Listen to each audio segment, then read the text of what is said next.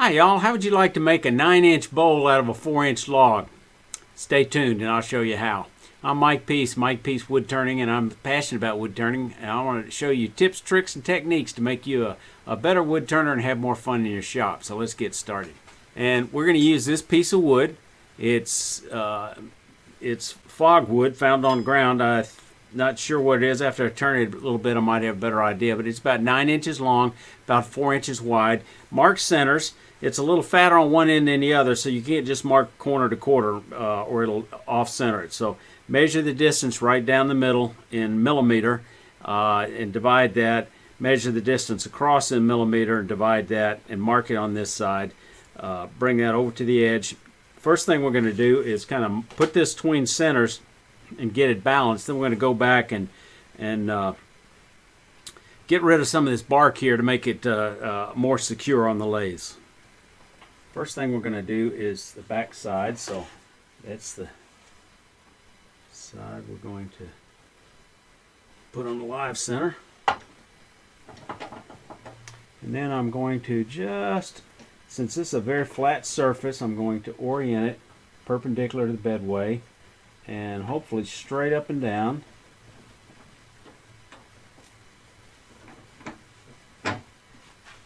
And let's see how that looks.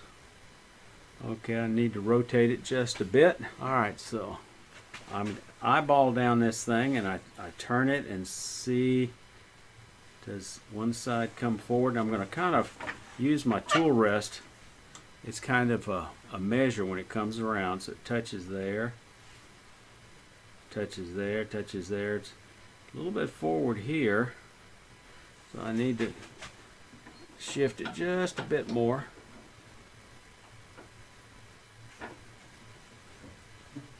Try it again. It takes a little while to play with this, setting it up. This is the key to having a balanced piece, and that's looking real good. Okay, now I'm going to take this off the lathe and I'm going to use a Forstner bit to drill away some of the bark to make it easier to get into live wood, because you don't want the drive center on the bark. It's just not going to hold. Because I'm using a Forstner bit of more than an inch, I don't normally want to do this with a hand drill. Bad things can happen. So I've marked that very carefully where the center that was that we've tested, and we're just going to mark it.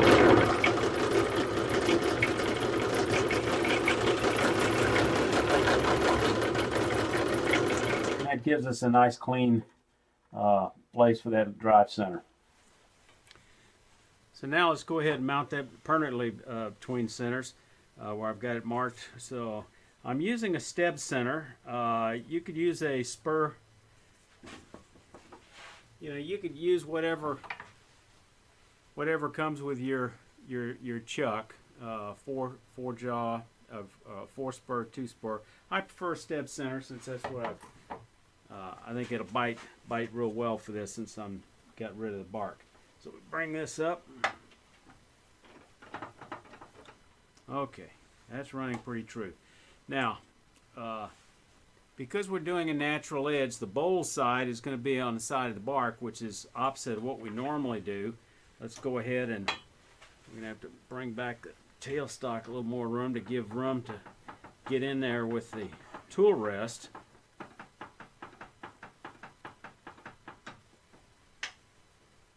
So I can get it parallel. Now, this is like a big fan coming around, or a big propeller, so you got to stay on the right side of the tool rest. Let me go get on a face shield and we'll get started. Okay. We want to cut on center.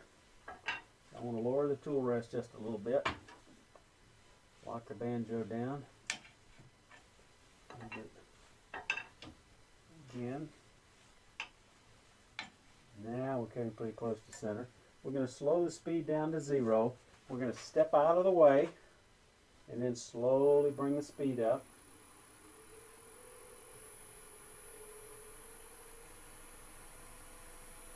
And I'm only going about 650 to start. And let's just get rid of a little bit of wood here. Lock down the tailstock.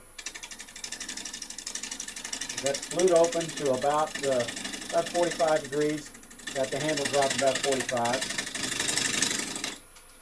using a 5/8 inch bow gouge. You could use a 1/2 inch, but it feels a little better on something like this. Slow feed rate.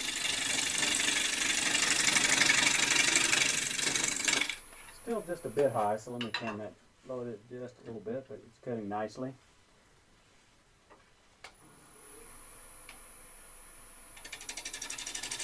Got the flute pointed to probably about 10 o'clock. The flute, of course, is that open area. Straight up would be 12 o'clock on a clock, so we're going to do it somewhere around 10.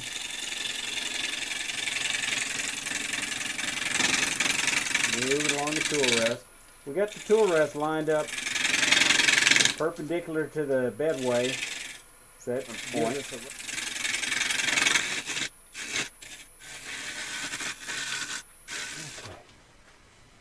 So you can see it's beginning to shape up nicely. We just got to bring it around until we cut all the way to here, and that'll cut these corners off and make it round. I'm going to go ahead and mark the tenon. You can use this little technique. This works for me for my particular jaw set.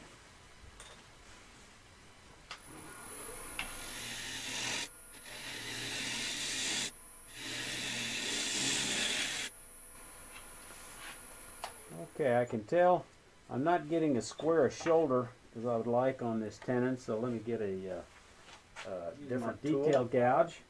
And it's got a lot of steel under it. It's only got about 20% milled area on it, and gives me a lot of strength, and I can control it very well to get a 90-degree cut.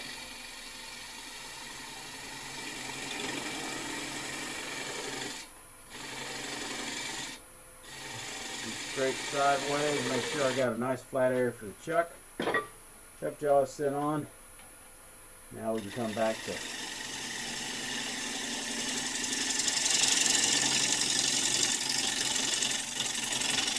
slow the feed rate down. I'm getting a lot of air.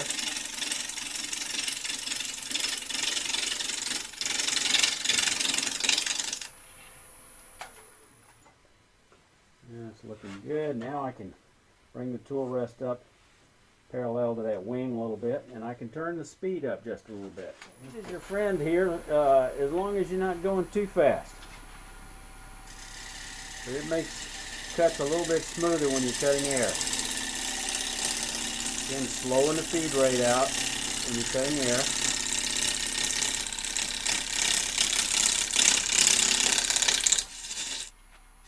And close a little bit. Bring it closer to 9 o'clock, not 9. Never 9 o'clock. Okay. Good. Nicely cut. A little more.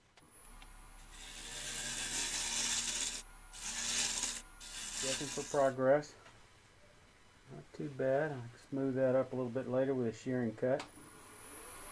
Work on the ends here just a little bit.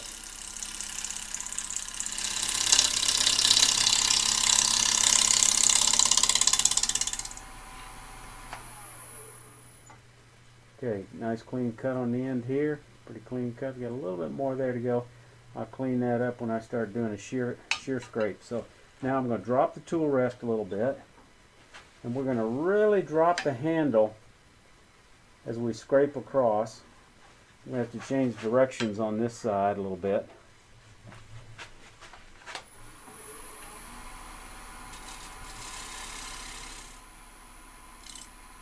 You can see that I'm working this on my hip.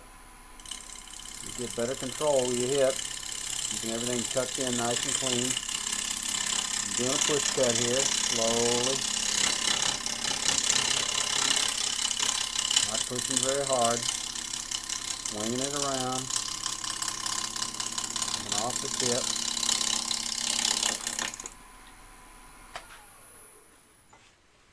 Around on this end, around on this side. Still got a rough edge there. I think that's going to be the ticket right there. I can get in nice and close. Bring it all the way around.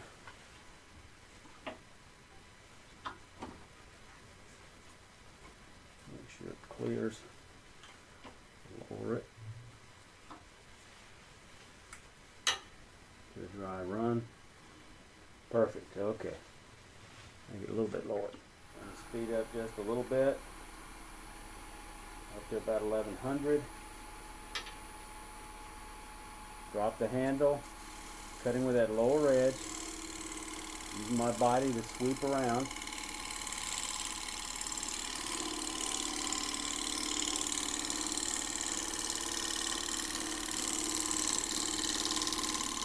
Not pressing very hard. Not doing bulk removal, just trying to get rid of those tool marks. Nice. I can see a bit of a ghost image. And look for any sharp corners I need to get rid of.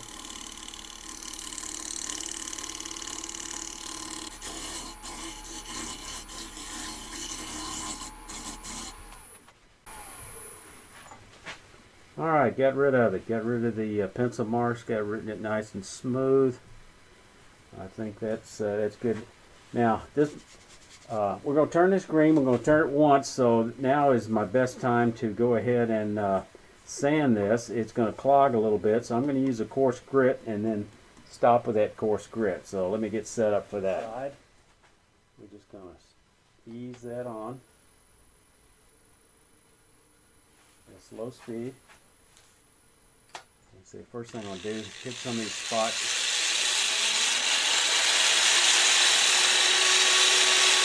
Anchoring this in my body, similar to bowl gouge, where I just, use my body to help guide it.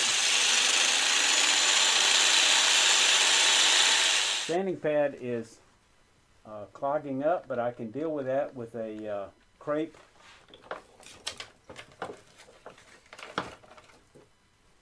Crepe rubber, and it'll get rid of an awful lot of it.